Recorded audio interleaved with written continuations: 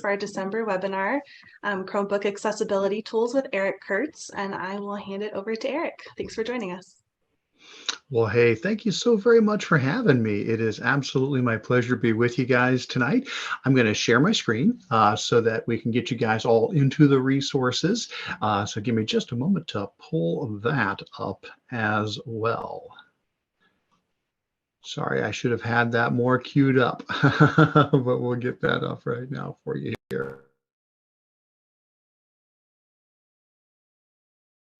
All right, so hopefully my screen is shared and hopefully you can still hear me. That's what we were playing with earlier, was getting that to balance out properly, because I'm actually running this session from my Chromebook tonight because we're talking about Chromebook accessibility tools. I'm a little more familiar with running video conferences in Zoom on my Windows computer, so please let me know if there's issues. Throw them in the chat. Somebody holler at me and let me know if something goes sideways here tonight. But thanks so much for being here. First thing first, before we do anything else, is I want to make sure you guys can get to the resources for what we're going to be going through here tonight. So you see on the screen a bit.ly link. Now I'll go ahead and copy into the chat where that goes to, but if somebody's watching the recording, this would be an easy way for them to get to it. So bit.ly/Curts, which is my last name, -support. That gets you to my full document on all of my accessibility tools and resources. And that document looks like this. Now I'm going to go ahead and copy that address, and I'll put that directly into our chat here tonight. So if it's easier for you just to click on that, if you're with us live, you just want to click on that, fantastic. That'll get you to it. But you can also type in the bit.ly if you're watching recorded later. That'll be an easy way to get to that. Now that document is a pretty big document. Just so you know, we're not covering everything in this document. It's like a 10-page document. There's a ton of stuff in here. It's a really big document. What we're doing tonight is we are specifically looking at accessibility tools that are built right into Chromebooks. So that's going to be our focus here on this tonight, is looking at the Chromebook end of things.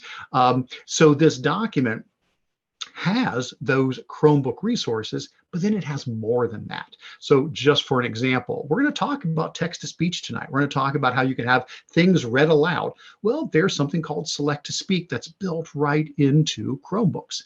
But you know what? There's also other tools. There's things like Read and Write. There's things like Immersive Reader. There's things like, Google Lens. There's a lot of tools out there that also work on a Chromebook, but they also work on Macs and PCs. They're not built into the Chromebook. So just so you know, the way we're going to do it is we're going to run through this content, but we're going to be looking at mostly, what is just part of a Chromebook, what is built in as support tools. And then if we have time, because it's possible, we may get through everything that is just Chromebook specifically related and have a little bit more time.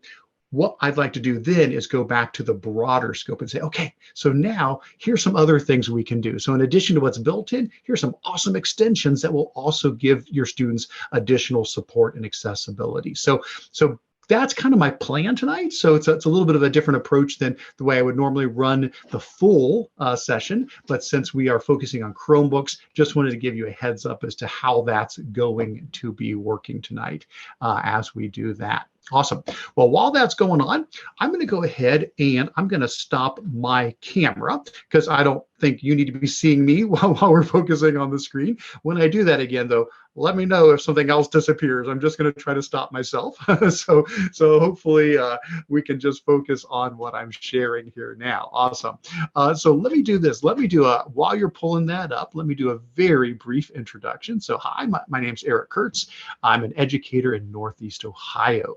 This is year 31 for me. I started off as a middle school math teacher, taught for 7 years. In the last 24, I've been a tech integration specialist or tech coach. So that's what I do for my day job. And then on the side, I'm a speaker, a trainer, a consultant, and get to do stuff like this. Now, all of my contact info is at the top of that shared document. So if you do want to get in touch with me in any of these different methods that I have here, all these links are in there. I'll just quickly mention that there's things like my blog, Control-Alt-Achieve, Twitter, YouTube. I've also got an email discussion group that you can be a part of. I've got a weekly newsletter that I do. I've got my book, a whole lot of stuff there. That's all at the top. So I would encourage you to take a look at those things. You can connect with me in any of these ways here. And I would certainly love to connect with you guys as well. Probably one of the easiest things would be to sign up for my weekly email newsletter. I send it out like every Monday. Tells you everything new, all the new stuff that I've been putting out and cool stuff I've come across. If you want to go a little deeper, maybe consider joining the email discussion group. That's where you can ask questions and share things. And there's hundreds and hundreds of educators from all over the world that share great things in there. But that's a little bit about me. So as we go through that, hopefully that gave you time to get our resource document pulled up here that we're going to be going through. So here's the plan. We're going to start off by talking about the accessibility settings built into a Chromebook. We're going to run through some sample tools that are part of those accessibility settings. And then we're going to get into some miscellaneous tools, display tools, recording tools, and more tools that still support the idea of supporting students. So accessibility and accommodation tools. And that's it. That's the plan. If you have just joined us and you don't have the link to that document, I'll put that up one more time. That is bit.ly/Curts-support. All right.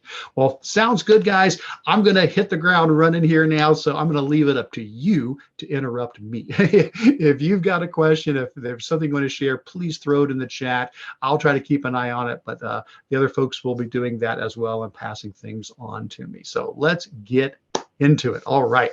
So I'm really excited to be sharing this session on how Chromebooks can provide great accessibility and accommodations to all learners because everybody benefits from good tools like this. These are tools that I use. These are tools that all of our students can use. We can all take advantage of these. And Google's been really thoughtful to build a lot of them right into the Chromebook. Nothing needs installed. They just need turned on. And so that's one of the things that we want to start off with. So the very first thing we're going to hit is accessibility settings. So there are settings on a Chromebook that if you don't turn them on, it can be a lot harder to find the accessibility tools. They can feel a little bit buried. So the very first thing we're going to do before anything else is just talk about turning on, whoop, get back to the right screen there, there we go, turning on your accessibility settings. So on a Chromebook, when I go down to the bottom right-hand corner where my clock is at, where my Wi-Fi is at, this is like your system tray down here in the bottom. When I go down in the bottom right and give a click, and I get my little pop-up menu here, my system, my quick settings for my system, I have a button that says accessibility. But that's because I turned that on. You may not have that. Your students may not have that. You may click on this system tray down here and go, huh, in my system menu, I don't see that accessibility thing. Well, it's great to have it because it makes it so much faster to get to these tools.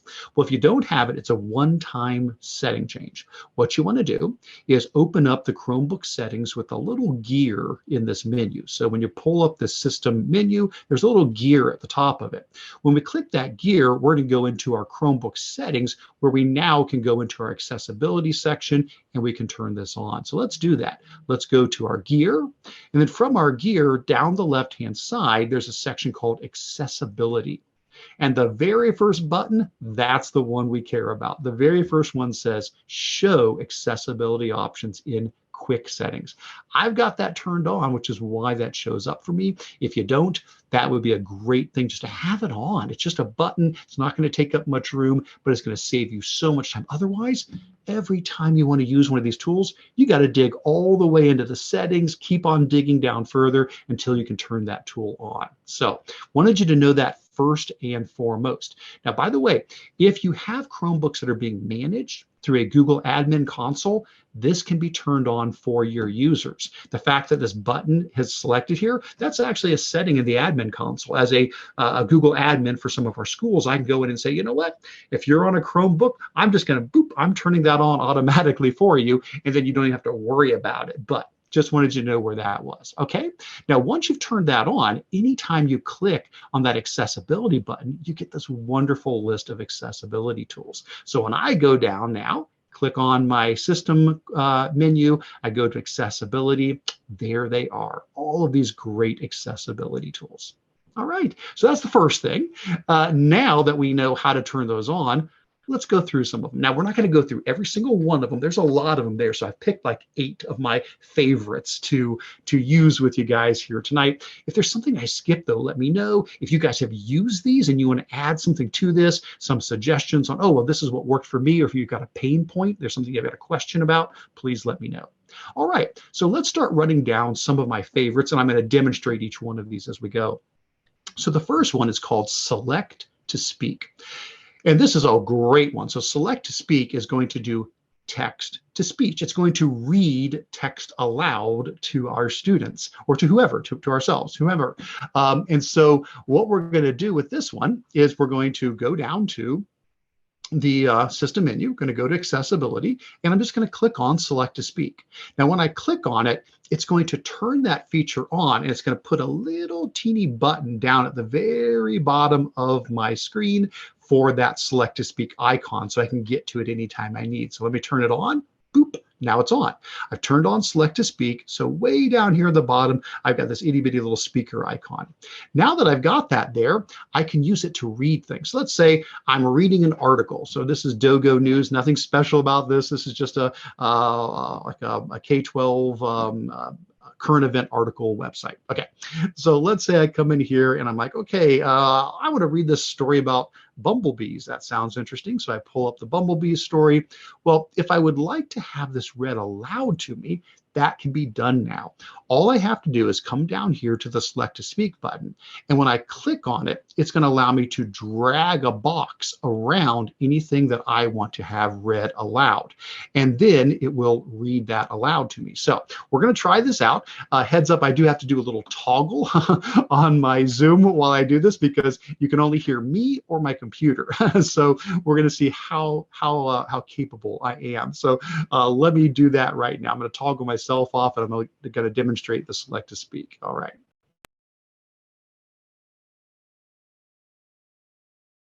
Bumblebees have a reputation for being industrious creatures. The insects are known to spend their days collecting pollen and nectar from flowers. All right. Well, hopefully that came through, and hopefully I'm coming through now. So there you go. Now that is super simple. Basically, if you can select it, the Chromebook can read it. So in this case, I selected some text from the article. It's reading it aloud. And notice there are some other controls here. I can change the speed if I wanted to, read at a faster or slower speed. I can also jump forward a sentence at a time or a paragraph at a time, as well as jumping backwards. So that's a quick example of I'm reading an article and I would like to have it read along with me, or I'd like to have it read to me. Let's try another example. Let's say it's a report that I've written, and I want to do some self-editing. One of the best things any of us can do.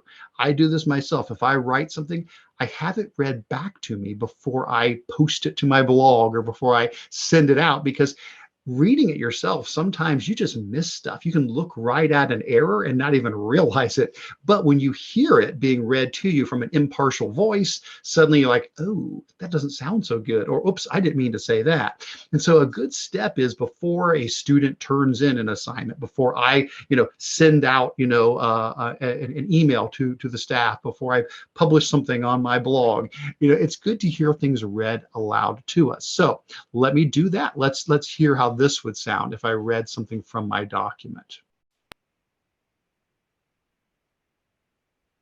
George Washington were the first president of the United States.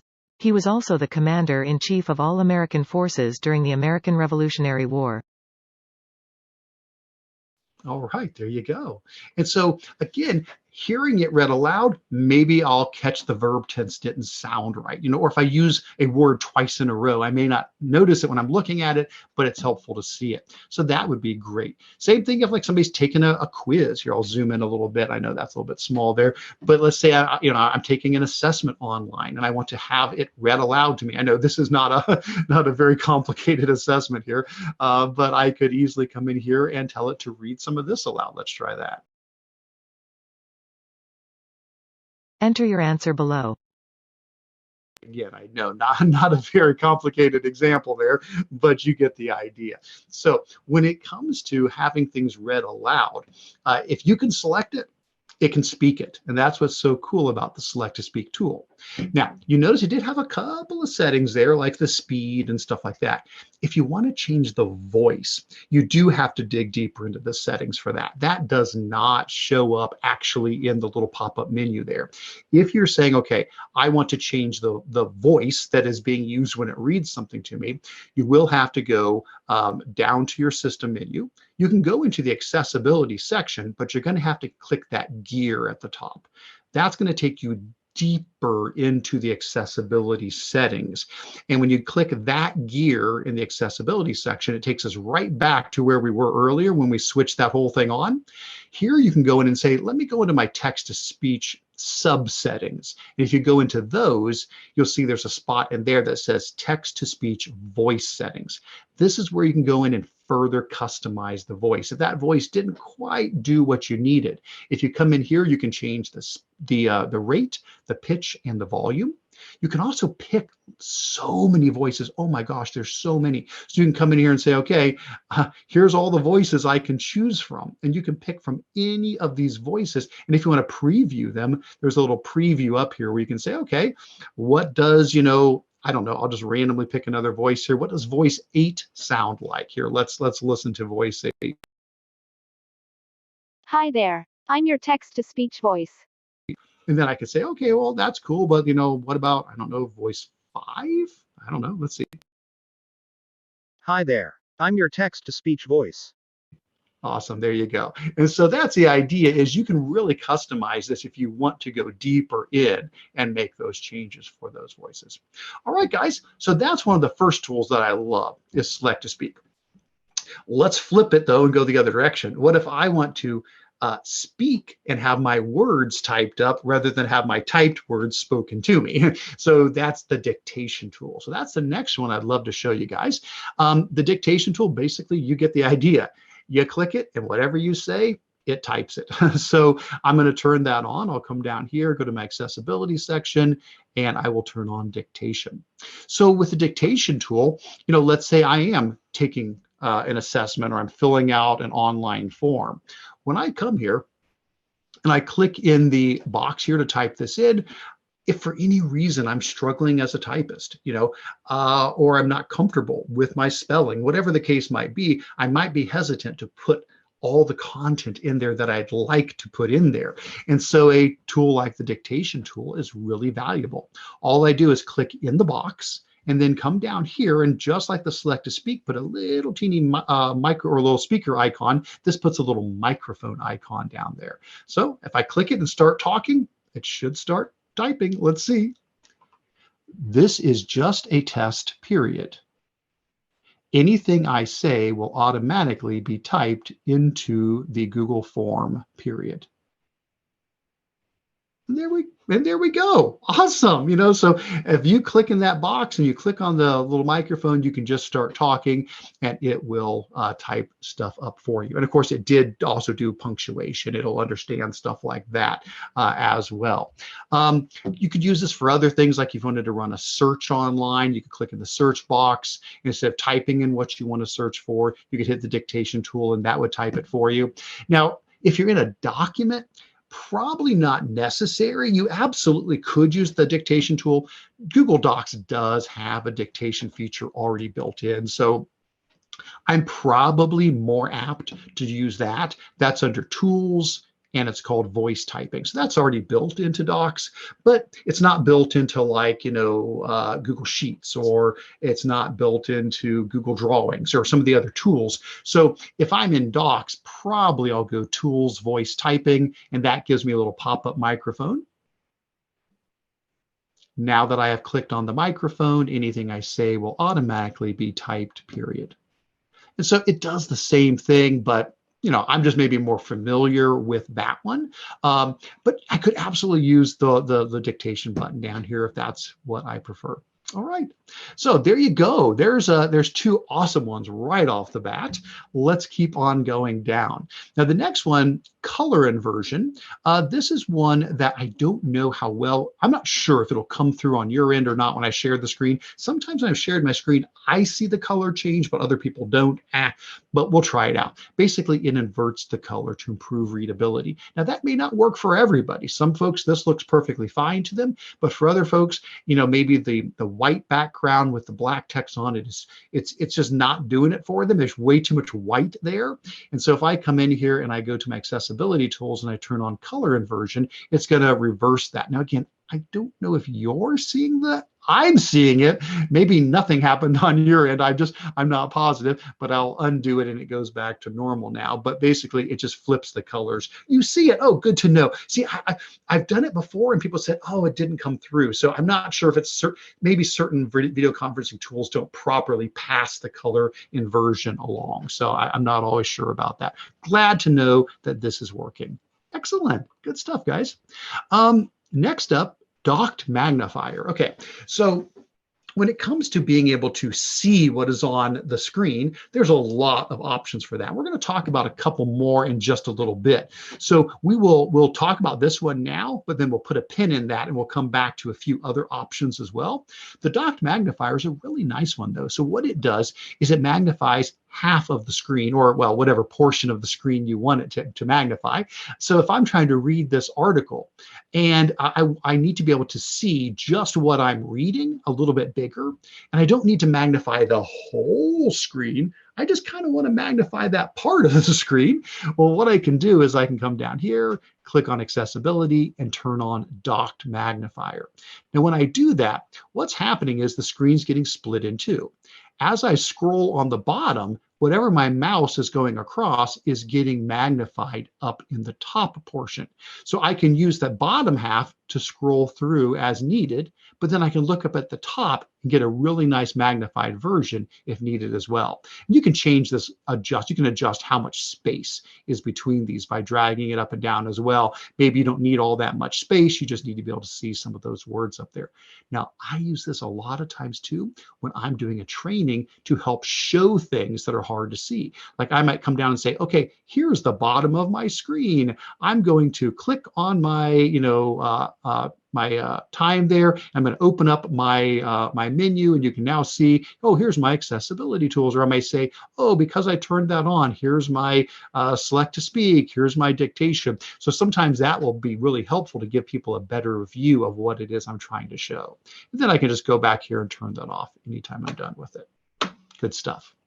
All right, let's hit the second half of these accessibility tools that at least are the ones I thought were ones to speak about here. Next up is automatic clicks. So the idea behind this is if a user is having a hard time clicking the mouse for whatever reason, could be a hand injury, could be a lot of different reasons, they're having a hard time clicking the mouse. Or maybe they're using a touchpad, they're having a hard time pressing on the touchpad.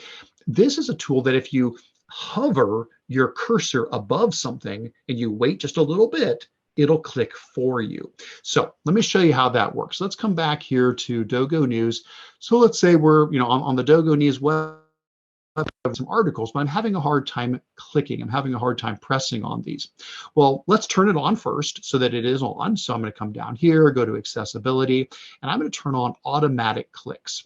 Now, once it's turned on, you'll notice anytime I stop moving my mouse, a little circle goes. There it goes. It just clicked for me. I'll try to put the mouse somewhere where there's not a circle, where there's not a clickable area. Maybe this is a safe spot over here. Okay.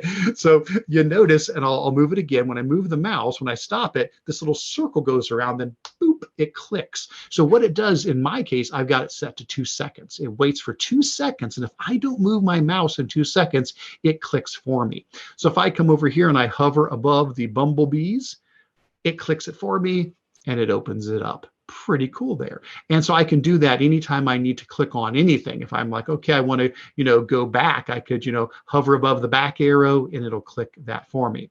Now, to be able to adjust that as far as how long it lasts, unfortunately, that you do have to go into the settings again for. So for that one, if you do want to make changes, you can go down to the accessibility settings, and in the section on cursor and touchpad, you see automatic clicks has some additional sub settings, like maybe 2 seconds is just way too fast. And you just like, oh, it's clicking all the time. You can set it to 4 seconds, and then it's going to take a lot longer before it does the click, for example.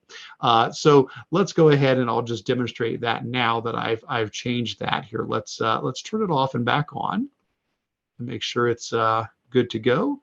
So we'll turn it back on. There it is. And so now when I hover above things, it's a 4-second countdown before it clicks for me. And then there it goes. Awesome. Pretty good stuff. Okay. Well, I'll go ahead and turn that off. Let's see. And it always asks for confirmation that I really am trying to turn it off. And I am. All right.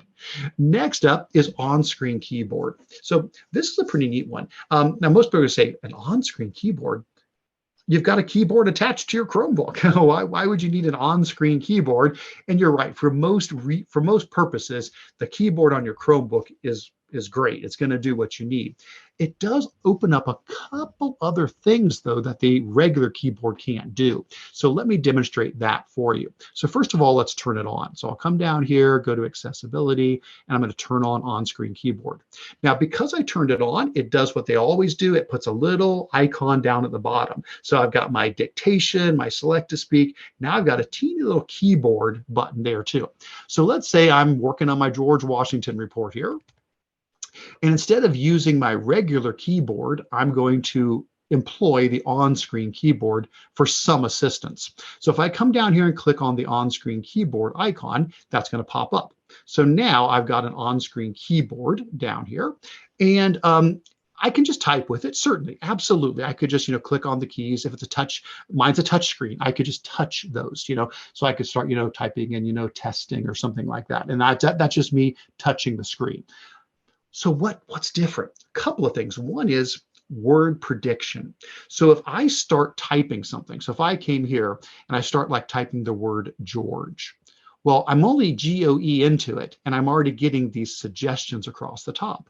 That's nice to have some predictive text to say, might you be trying to type geometry, Georgia, George? Well, I can click on those and it will finish typing the word for me. So this can save a lot of time. Again, if somebody is struggling with typing, if they type on the keyboard on the screen, they can take advantage of the word prediction if they want. It's also contextual. Because the word George was typed, now it's saying Washington, Foreman, is, and, say, well, actually, Washington is what I wanted, and then maybe I want George Washington, maybe like was, whoops, sorry about that, was, and then, the first, and so some of the words it's getting right away, and so maybe I can do like president. So if I start typing in president, yep, it figured that out. Whoops, I need to put a space in there. That's my fault. There you go. So that's a cool thing, is the word prediction that it has. So that's nice. Okay. What else does it do? That's a little different. It also allows you to just handwrite your text too. So at the top of the little bar going across the on-screen keyboard is an icon that looks like a little squiggle. That's Google's annotation squiggle. They use that all the time, anytime things are used when you're doing annotation. So if I click that, now I can just handwrite. So I've got my stylus with me. I'll do my best here. I'm kind of reaching across. So the way I've got this set up, it's a little hard for me to reach, but hopefully I can reach this okay. And actually let me move down to a new line there. Okay. So let me just start writing something in here. I'll say something like, my name is Eric Curts. All right, very good. So as I'm writing, it is recognizing that. Now, you could go in and you can make some changes. Like you may say, oh, you know, for whatever the reason, like, oh, I feel bad. Maybe I shouldn't have Eric Curts. Maybe it should be Mr. Kurtz or something like that. So like you can actually just cross out the word and it will remove it. And then later you say, well, I need to put something in its place. So let me put a little caret underneath there. And now it knows that I want to insert something there. Except I didn't do a very good drawing for writing Mr. I wonder if it'll, there we go, I got it. And if I'm happy with that, I hit the accept, and there it is. It's now in there. So isn't that cool? You can just handwrite right on it, and it's got all those additional things to help you with it. So I thought that was pretty neat, and it does have the dictation button on it too. So it's exactly the same. You can hit the dictation button here in the top, and you can just talk. It's the same thing as hitting the dictation at the bottom. It's just part of the keyboard as well. If I need to, I can also make the keyboard smaller. There's a little button here to change the size of the keyboard so it's smaller there.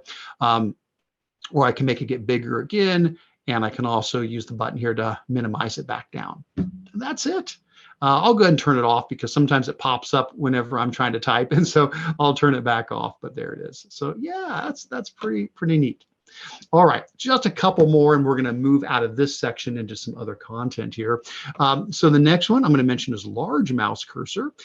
This, understandably, helps you see your mouse. So if I come here to my accessibility tools and I go down to large mouse cursor, it gets big. And I like that a lot because I have 53-year-old eyes. And sometimes I'm like, where is my cursor? And I become a cursor because I'm cursing trying to find my mouse. So this is a really nice one. I like that a lot. Now you can combine that with some other things. There's also highlight mouse cursor, which puts a circle around it. Or you may say, I don't want it to be large. I just want it to be highlighted. That might be enough. Keep it small, but I just need I need the red circle so I can find the thing on my screen. So that's nice as well. And again, if you go into your settings, you can change other things like the color of the cursor. So like if I go into my settings and I go to cursor and touchpad, and I go to mouse and touchpad settings, there is, nope, I just went right past it. So sorry about that. I am a liar. It is cursor color. It was already there. Right at the top, cursor color. So you can choose different colors. If black isn't the best one for you to be able to see, you can change your cursor color there. There's not a short, quick option for that in the accessibility button here. You do have to go into the settings for that. All right, and then the last thing from that section I'm going to talk about is sticky keys. So sticky keys, the idea is sometimes you have to press two keys at once to do something. Like, let's say I want to write some capital letters. Well, I hold down the shift and then I press the letters and they become capitalized, of course. Or control copy, control paste, control C, control V. If somebody's having a hard time pressing more than one key at once, it's just not something they're able to do well, sticky keys will allow them to basically touch the shift key twice and it sticks. Now everything is like the shift key is pressed down until you touch it again. It sticks that key. So let me show you what I mean. So let's say I wanted to write something, but I wanted to put something in that was capitalized and I'm having a harder time holding down the shift key myself. So what I could do is have sticky keys turned on. And with those turned on, now, all I have to do is, as long as I tap the shift key twice, 1, 2 times, notice up in the top right, it now shows shift with an underline. That means the shift is stuck. It is stuck. So now I can start typing, and everything is in caps. Whoops, sorry about that. Is in caps. There we go. Everything's in caps. So doing it twice turns it on, and then if you press the shift again, then boop, it releases it. So that's what sticky keys does. And I'll go ahead and turn that off so I don't forget that I've got it turned on. And I'll probably turn off my dictation and select to speak as well at the moment. Okay, guys, so those are some of the core accessibility tools that are built in. Having said that, there's other things about a Chromebook that support accommodations and accessibility that aren't just in this one menu. So we're going to now branch outside of the accessibility menu, and we're going to hit a couple of other things that can be helpful here. So another thing I'll talk about is display tools. Okay, so what do I mean by that? So this goes back to the idea of zooming. So remember earlier I was talking about using the docked magnifier. That's a great way to zoom in and out. If you're looking at a specific, I just want to look at this portion of the screen. But what if you want to change the zoom on the entire page? Well, Chromebooks have a couple of keyboard shortcuts that make this really simple. It's the plus, minus, and 0 keys. If they're combined with Control or Control Shift, what's the difference? So Control plus, minus, and 0 changes the zoom on the page that you're on right now. So if I come here to this article on Dogo News, and I wanted, well, no, I'll just use the Google form as an example because it's already pretty small. This one will be a good one to show. This is what I was doing earlier when I was making it bigger. This is exactly what I was doing. If I hold down the Control key and the plus, well, it's the equals key, but it's the plus. I think plus bigger, so it's the plus key, the same as the equals. So Control plus. Notice what it does is it makes the page bigger, but nothing else.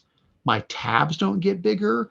My icons don't get bigger, my menus don't get bigger, the toolbar at the bottom doesn't get bigger, only the text only the page itself gets bigger, nothing outside of the page. So if I do Control minus, it gets smaller. Control 0 puts you back to normal, I guess. Same thing like if I'm in a document. If I come in here and I'll say that I'm looking at this document and I press Control, plus, well, it's making again this bigger, but like my icons and stuff up there, my tabs, those aren't changing as well up there. Okay, so how is that different than using the other one? Well, the other option, it changes the whole display. And so everything zooms. So Control Shift plus and minus. See if you notice the slight difference. If I come back to this form, if I go Control Shift plus, everything's getting bigger. So I've gone up 4 levels and my tabs are bigger, my extensions are bigger, everything's bigger. 1, 2, 3, 4 down, and everything gets smaller. So the idea is a user can adjust things to a level that fits them so they can see well. And it's easy to change. You can zoom in, zoom out, say, oh, I don't need it that big now, and I can zoom back out. All right, good stuff. All right, the next thing I wanted to hit on is, you may say, Eric, what do recording tools have to do with accessibility? Well, here's what I mean. I think of this as alternate ways for a user to communicate. So up till now, we've had a lot of options, right? We've had people, typing. We've had people speaking and having their words typed up for them. But mostly it's been, in the end, we were generating text. When it's all said and done, we were making text. We were making, a slideshow or a document. It was all coming out as text. But folks can communicate in a lot of other ways than that. And sometimes it's really nice to open up, because even with those tools, maybe somebody still doesn't feel comfortable just typing. And they would rather just speak. They'd rather just talk and explain something. And you can get a much better understanding about what they understand as well. So what I'm going to do is talk about a couple of tools that are built in for recording. Now, these are not specifically something that is related to accessibility. Anybody can use these tools. I use these to make videos a lot. They're really convenient ways to do that. But I'm going to try to take an accessibility slant with it. So what I'm saying is, you've got a student, you've got a user, you've got somebody who wants to share their understanding, but rather than typing it up or doing speech to text, they just want to record themselves explaining it. Well, Chromebooks have they got more than 2, but 2 I'm going to demonstrate. 2 really easy tools for that. There's the camera tool, and there's the screen capture tool. So the camera tool, if I go down to my little launcher button in the bottom left, there's a camera tool. I'll go ahead and turn that on, and hey, there I am. I'm there on there. So there I am. So that's my camera tool that is just built right into the Chromebook there. And when you turn that on, you can record, you can take pictures, but you can also record videos. And so if you simply want to record yourself, explaining something, you could come here and say, okay, let me adjust my screen there. That's a little bit better. There we go. So I could come here and say, let's put this in video mode. Right now it's in photo mode, but let's put it in video mode. And if I hit record, it's just going to start recording me. And so let me do that. Let me hit record. Hey, this is Eric, just doing a test video to show how this works. And when I'm done, I can just hit stop. And that's it. As simple as that. It has recorded that video and it has saved it. Now, where is it at? So it is on, it's saved on your Chromebook, and you can adjust where things go, but the easiest way to find it would be to use the Files app. So on the Files app, you're going to see there's a camera section, and the camera section is where anything typically, that's where things from your camera go. And so there it is. Yep, there's my video I just recorded. Now I can open it up and it'll play. I don't think you'll hear it just because, well, it'll probably mute me here. Let's try that. No, I would have to unmute. Here we go. How this works. And when I'm done, I can just hit stop. There we go. Okay, there you go. And so as simple as that, the video has been recorded, and that video you can do whatever you want with it. You could drag it over to your drive, and you could drop it in your Google Drive, and then you could share it with somebody. You could insert it into a Google slideshow. You could turn it in through a Google Classroom or Schoology or Canvas or whatever tools people may use to do that. It's just a simple, quick, totally free option to be able to do that. Oh, I did see a question. Sorry about that. I missed that earlier. Is there a way to increase the tab sizes and not the web page? That's an interesting question. So I think the answer is yes to that. Let me come back to that. Let me put a pin in that. I'll finish up the video discussion here, and I'll show you what I think my hacked solution would be to that. Give me a second, and I'll see if I can show you that. So let's go ahead and talk about the next step of this. So one option is just fire up the camera app. It's free. You can record as much as you want, and then you can turn that video in or share that video. Another thing would be you could also use the screen recorder tool. Now, the screen recorder lets you record what's on your screen, and it can also record your camera at the same time. So this would be great if somebody needed to record not just their voice, not just their face, but they wanted to record them doing something, like they wanted to record them solving a math problem. So for example, what I could do is, let's say I open up something like Jamboard. So I'll just open up Jamboard, and I'll say I'm going to solve a math problem. So I'll come in here and I'll say it's, oops, I got to select the pin. Sorry about that. So it's like 2x, plus 3 equals 17. Okay, so let's say that's my math problem. Well, what I could do is I could use the screen recorder tool. Now you can get to this by going down into your quick access menu and choosing screen capture to bring that up. So I could come here and say, okay, let's do this. Let's go to screen capture, and it brings it up. Now I can choose to take a picture or a video. Well, I'm going to do a video, and I can decide whether or not that video covers the entire screen or just a portion of the screen. So I could say, you know what? I'm just going to have it record a portion of the screen. I don't need everything recorded. That's probably enough room. And then if I wanted, I can also decide, do I want to have my microphone on? I could say, yeah, turn my microphone on. Do I want my camera on? Sure, turn my camera on. I could have as much of that. And where do I want to save it? My Google Drive, my downloads. There's a lot of options here. But once I'm ready, I can just hit record. All right, and now it's recording me, and here I can come in and say, okay, to solve this, I'm going to subtract a 3 from both sides, poof, poof. I've got 2x left alone equaling 14. I'm going to divide both sides by a 2, poof, poof, and x equals 7. Now, hopefully, the student would go through a lot more detail explaining how they're doing that. I'm just, for the sake of time, showing that. When we're done, there's a little stop button down at the bottom. We click it, and that's it. That's now been recorded. It's just so super easy to be able to do that as a there it goes. It's syncing it to my drive right as we go. Perfect. So I would definitely encourage you to consider some of those tools for an alternate way to be able to communicate. Now, with that said, back to Jackie's question. So can we make like the tabs bigger, but not the web page? It's for a student who uses a head stylus. The tabs need to be bigger. Okay, so I think I would probably try to combine both of those zooms that we did. I would do a combination. So if we increased the display level up higher, but decreased the page size, I wonder if that would together do that. So I don't know. Let's just try it. I guess we're going to find out.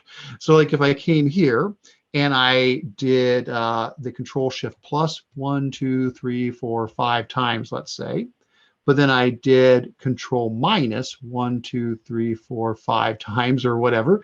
I've made everything else bigger, but I made the page smaller.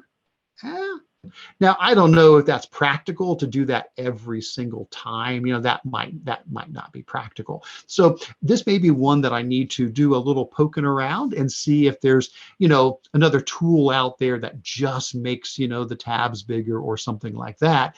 But that would be a possible combination. I'll put this back to here, and then I'll put this back 1, 2, 3, 4. I don't remember how many I zoomed. Well, that looks pretty good. So that's a possibility. Again, I'm not. That's just off the cuff. So there may be some holes in that. I'll have to kind of think that through. But that's a really good question. That'd be a possibility. Keep in mind, there are a lot of ways to also jump to your tabs. So Chromebooks do support shortcuts with your tabs. Basically, your tabs, you can jump between them a couple of ways. Like right now, if I press my Control key and I use the tab button, every time I press tab, it jumps me forward to another tab. And so that would let me cycle through my tabs. So if I just press Control Tab, I can jump through any tab just by using, and those are both on the left side of the keyboard. It's really quick, just Control Tab, boom, boom, boom, boom, boom. Oh, that's the tab I needed. So it could be something that you're just going to use a different way rather than moving the mouse to click on them.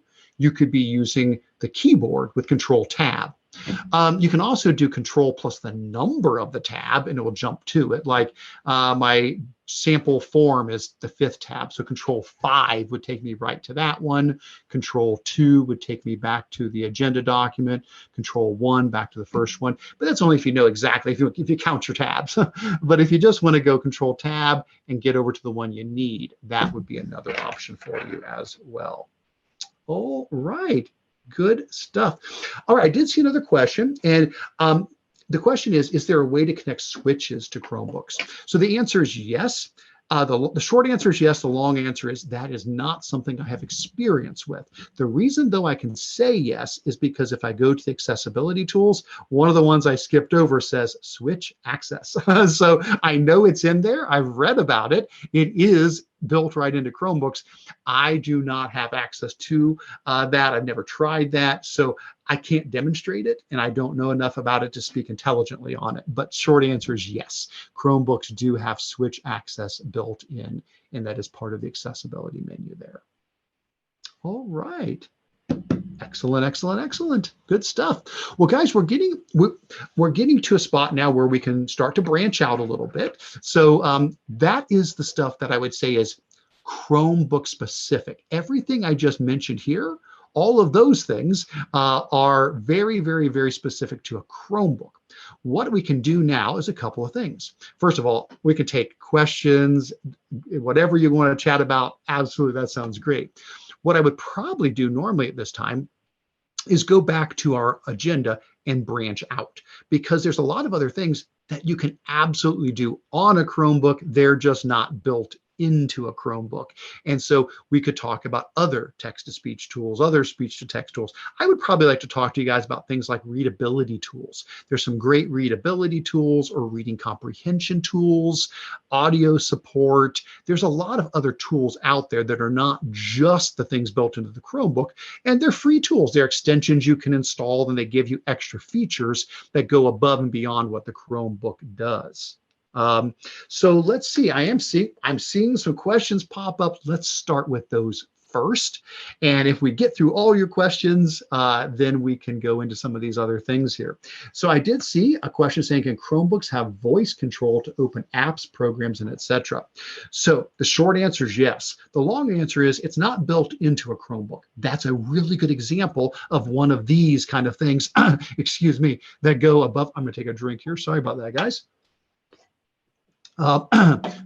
There's nothing built into a Chromebook for voice control, but if you go to my main agenda document and you go down, excuse me, I'm getting all choked up on this. If you go down to the section on navigation. So in the navigation section, we've already done a lot of navigation things. We talked about automatic clicks, large mouse cursor, highlighting the mouse cursor, sticky keys. But there's other options for navigation that aren't built in. And these are mostly going to be what we call extensions. So I'm sure you already know what an extension is, but just so everybody is comfortable, extensions are those little tools you can install from the Chrome Web Store that give you extra features. And they install them by putting little icons in the top right. So way up here at the top of my screen here, I'll use my docked magnifier to show you. So let me turn on my docked magnifier. Way there, let's get there we go, way up here at the top of my screen. So at the very, very top of my screen, I've got extensions like Google Keep, and I've got my ad blocker, and I've got my Save to Pocket extension. These are all extensions up here in the top. All right, I'll go ahead and turn that back off. Well, you can install extensions to give you extra features. For example, LipSurf would be an example of one you might be thinking of. So LipSurf is a Chrome extension that allows you to have voice control for the web. And so this would allow you to be able to say things, and then it would do those things for you. And so I am not an expert on this one, so I don't want to, mislead and make it sound like, I've got this set, but that's the idea is you speak and it's going to do the things that you tell it. It's going to launch different applications and websites and so forth. So LipSurf would be one that would be worth investigating. I think that would be a good example of one to investigate.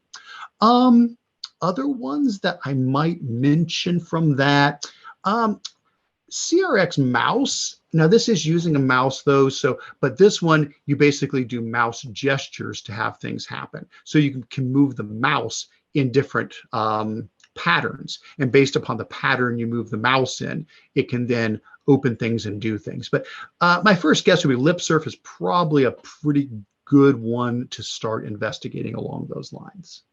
Awesome. All right. Well, let's see. We got a few minutes. Please feel free to keep throwing other questions in. Let me mention a couple of the other cool extensions that I think would be good ones to investigate. We did pretty good with text to speech. I don't think we need to hit that again. We did really good with speech to text. I don't think we need to hit that again. That's covered well. Let's go into readability. So in readability, there are so many. You can see there's a ton. There's a ton of extensions here that can improve readability. So let me just demonstrate a couple of these for you guys. So one of them that I like is called Post Light Reader. And I'm going to go ahead and turn it on. I've got it installed. I just have it turned off at the moment because I end up getting way too many of these running. So let me go ahead and turn it back on so that I've got it turned on there. Yep, there it is. Okay, so I've got it turned on. And these are all free. Everything here, everything is free. These are all free tools. Sometimes they've got a paid version, but I always am showing the free version of these things. So what is Post Light Reader? What does it do? Well, basically, it cleans up web pages for you.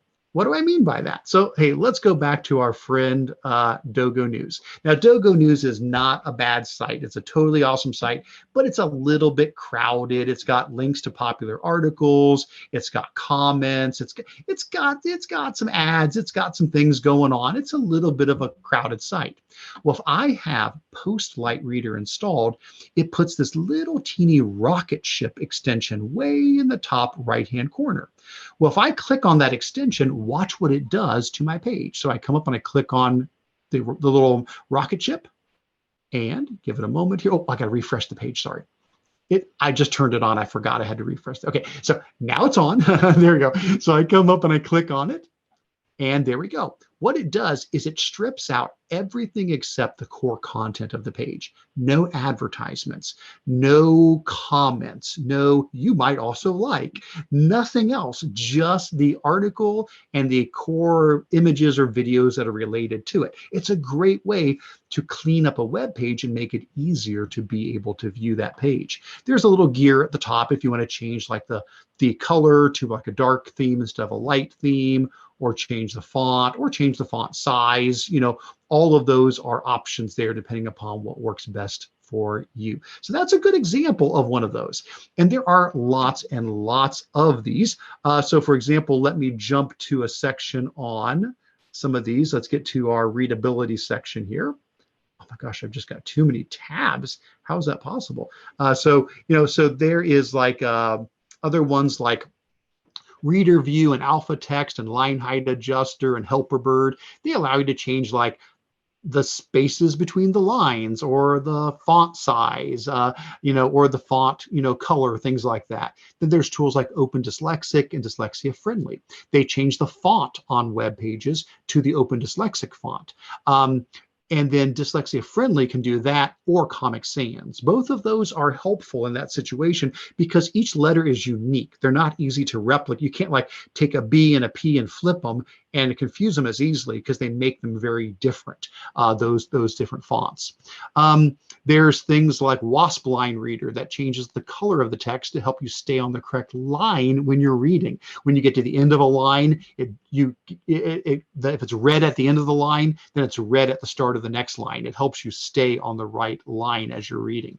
There's other things like Color Overlay and AT Bar. These helps people that have a hard time reading with a white background. It puts a colored transparency sort of on top of the screen, puts a color on the screen so that it reduces that black-white contrast there. And on down the line. Visor puts a highlighted bar to drag up and down to focus on the parts you want to read. You get the idea. There's loads and loads of those kind of tools in there. And these are all linked in that agenda document that I have there as well. Do any of these extensions simplify the text? So yes, absolutely.